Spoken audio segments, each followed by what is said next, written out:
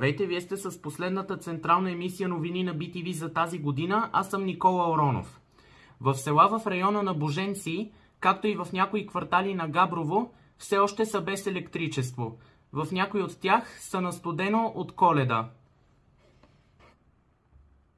Хората приготвят празничната вечеря на генератори, но казват, че е по-скъпо. В Габрово много от хората са отменили резервациите си.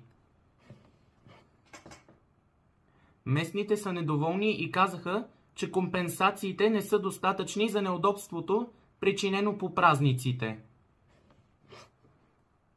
Две коли се удариха на Орлов мост в София. При удара едната от тях буквално се е забила в колоните на орлите, предаде БГНЕС.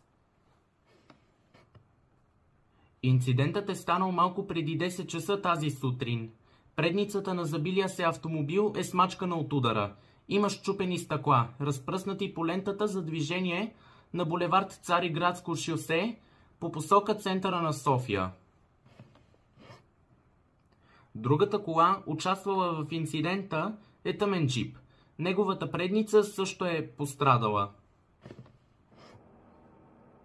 Установен е мъжът, от чийто телефон вчера е подаден фалшив сигнал за бомба в община Минерални бани, съобщи БТА, позовавайки се на прес-центъра на областната дирекция на МВР в Хасково. По информация на полицията, телефонът не се използва от мъжа, а поради здравословни проблеми той не може да посочи кой е новият му ползвател.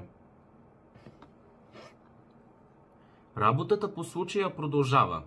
Образувано е досъдебно производство. Мъж от Монтана е задържан, след като ударил и наплюл полицаи и отправил обиди и закани към униформени служители, съобщиха от областната дирекция на МВР.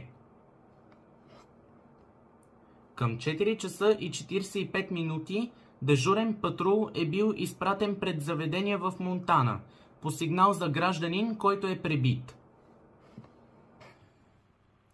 На място полицаите установили автора на сигнала, който твърдял, че е изхвърлен грубо от заведението, като охраната му е нанесела побой. Повикан бил екип на спешна помощ от Монтана. Такси спря в автобусна спирка в Шумен заради отнето предимство. За щастие, заради почивния ден, по това време е нямало чакащи хора. И двата автомобила са се движили в една посока, когато таксито е започнало да завива.